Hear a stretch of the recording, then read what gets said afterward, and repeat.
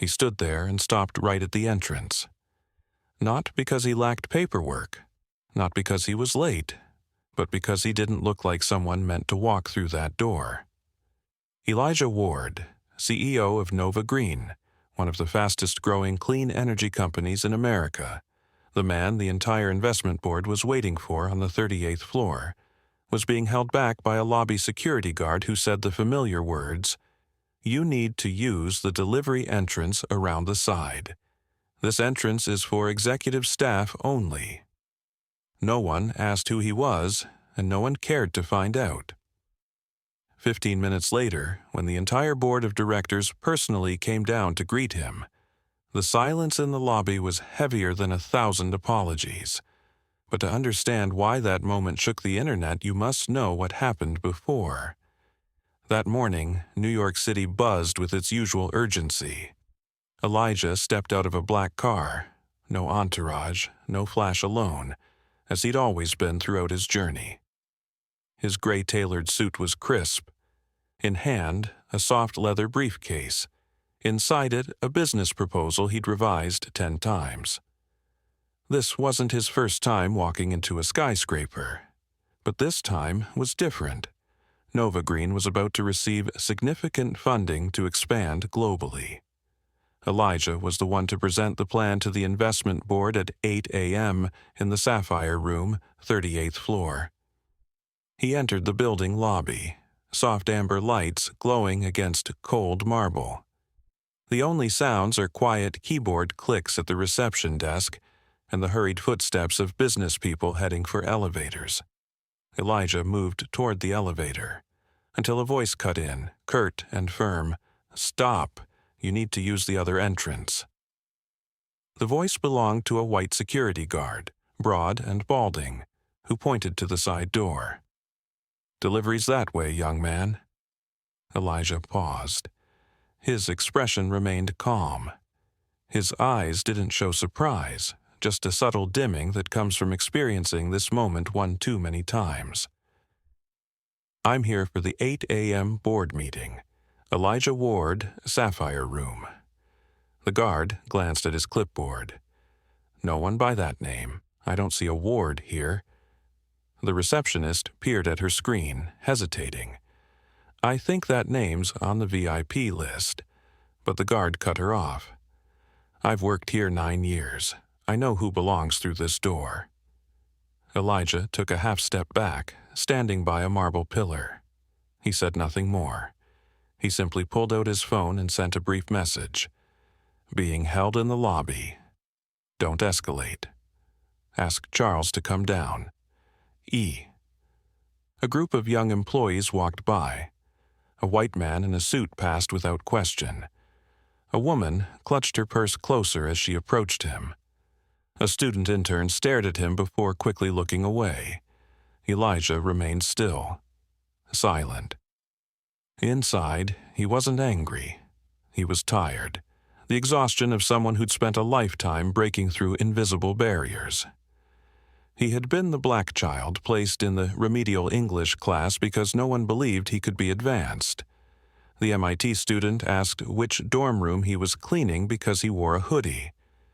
The entrepreneur denied 3 loans due to insufficient personal credibility, despite having a profitable startup.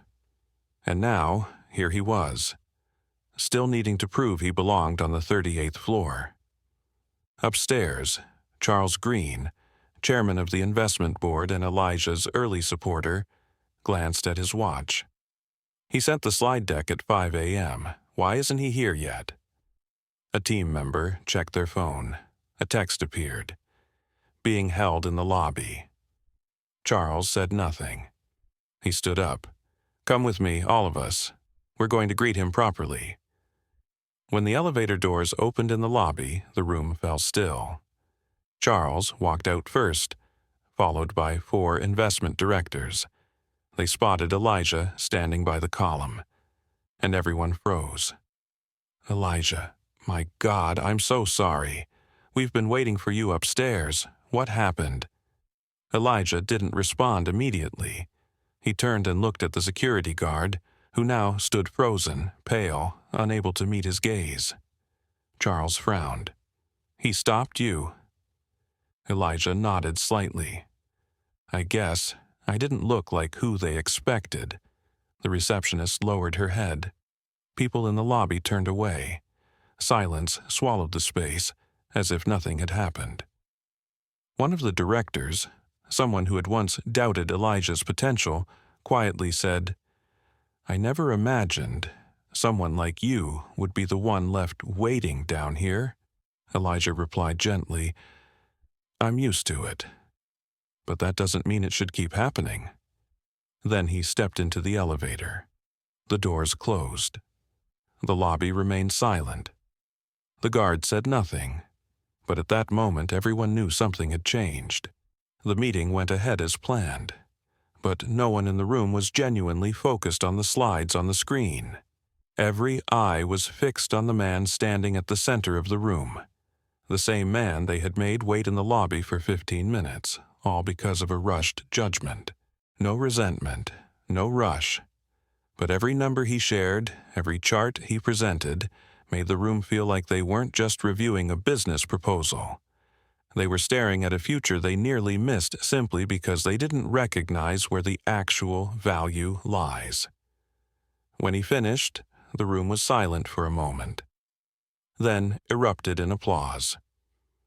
Charles was the first to stand and shake Elijah's hand, but Elijah only gave a light handshake and said, "We don't clap to cover up thoughtlessness. We clap for what is worth investing in. Thank you for not missing the opportunity this time." One of the executives, who had stood silently in the lobby, the CFO, raised his head and said, "We're not just investing in the product. We're learning how to invest in the right people." That afternoon, a young technician working in the building, who had unknowingly recorded the moment the guard stopped Elijah, uploaded a 27-second clip to TikTok with the caption, "This is why we need to stop judging by appearance."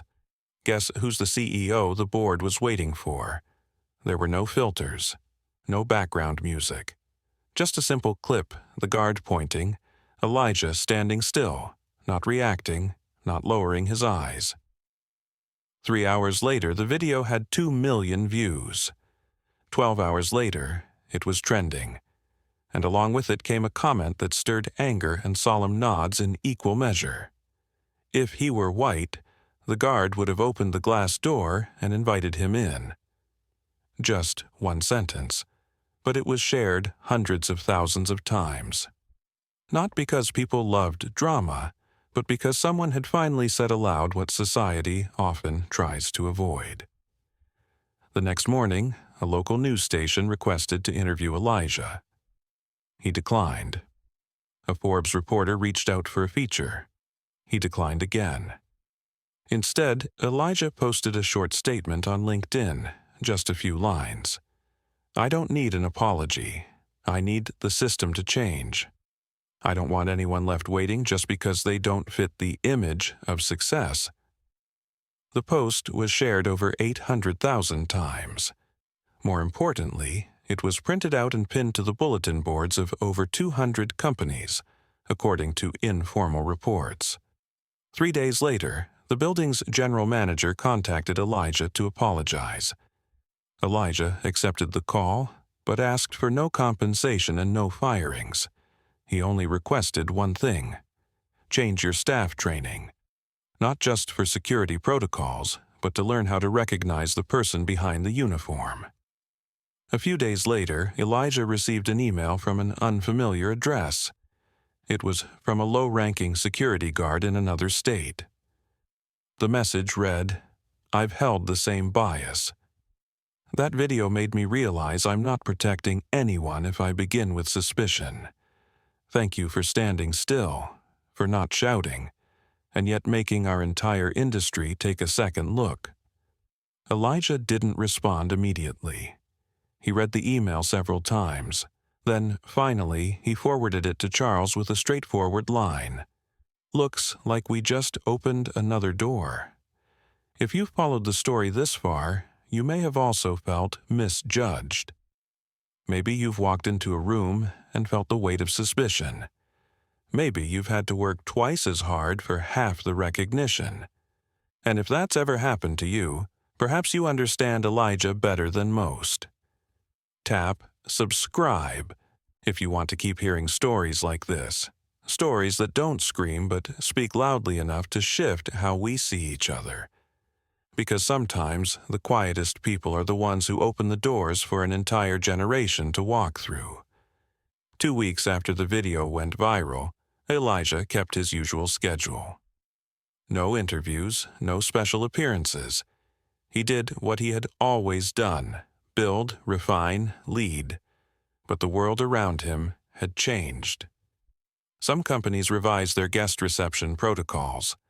A few business schools added his story to case studies under Leadership in Crisis. A human rights nonprofit even invited Elijah to serve as an honorary advisor. He declined most of them. Except for one, the Entryway Project, a new initiative aimed at training reception and security staff at major corporations. Not just in security protocol, but in awareness, bias, and basic human respect. At the launch event, Elijah gave a short speech. "I don't want to be remembered as a victim. I want to be the reason someone else gets to walk through the front door without explaining why they belong." One Sunday evening, Elijah awaited a flight at JFK Airport. He wore a turtleneck and dark blazer. No one recognized him, and he didn't expect them to. He was reading through a report when he sensed someone standing before him. Looking up, he saw a little black girl, about 9 years old, clutching a small bag, staring at him without blinking. "Are you the guy in that video, the one the man didn't let in, but then you were the boss?" she asked quietly. Elijah smiled gently. "That might have been me." She was quiet for a few seconds, then asked, "If one day someone says I'm not allowed to go somewhere, what should I do?" Elijah looked at her for a long moment. In her eyes he saw himself, not anger, just a longing to be seen and accepted. He said, "You don't need permission to belong. You just need to keep walking, and show them that even if they weren't expecting you, you still have every right to be there." She smiled and nodded. "I'll remember that." Her mother walked over, thanked him quietly, and they walked away. Elijah sat back down, but a part of him stayed in that moment. Because no conference, no trending hashtag, no thank you email could ever mean more than that single look of understanding. He didn't feel victorious as his plane took off, and the city lights faded beneath him. He just felt at peace. Because maybe this time the next door will open more easily, and if it doesn't, maybe the ones coming after him won't have to wait like he did. The following month, NovaGreen launched a scholarship fund for underrepresented students pursuing degrees in STEM and leadership. The program was named Walk In. No need for permission, just step through. Over 10,000 applications came in within 2 weeks. An animated video retelling Elijah's story was shared in schools nationwide. And more companies began asking, "Should we retrain our reception staff?" Elijah didn't need to say another word. If you've made it this far into the story, you may have stood at a doorway.